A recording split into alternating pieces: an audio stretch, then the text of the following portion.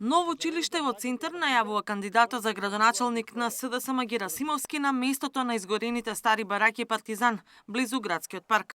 Со расчистување на овој простор, кој со години беше запуштен и претворен во депонија, го враќаме во функција на граѓаните. Нашата цел е оваа локација да ја уредиме и да ја подготвиме за идната намена. Изградба на основно училиште, предвидено во Важечкиот и Новиот Дуб.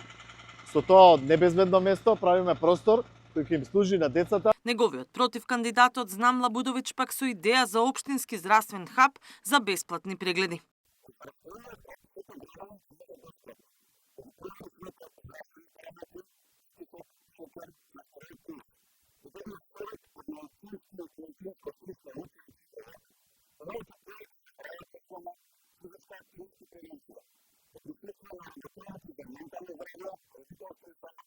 Во Радовиш, стационар за кучиња, ветува кандидатот на владеачката ВМРО ДПМН.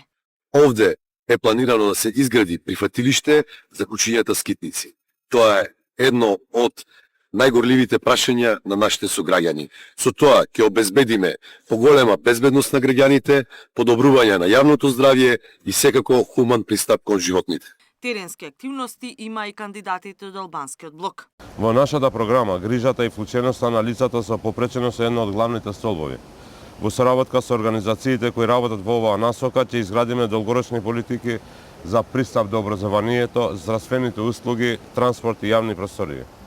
Ќе создадеме посебни програми за нивно вработување и обука во јавниот сектор и во локалните институции. Текот на нашиот мандат, Гостивар ќе добие нов мост над реката Вардар, мостот на хармонијата.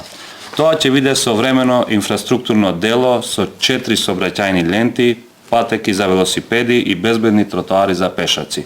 Мостот ќе ги поврзува населбите, ќе го олесни сообраќајот. Независните главно со екопораки. Индустријата ќе биде обколена со мерни станици и ќе има засилени инспекцијски служби на индустријата.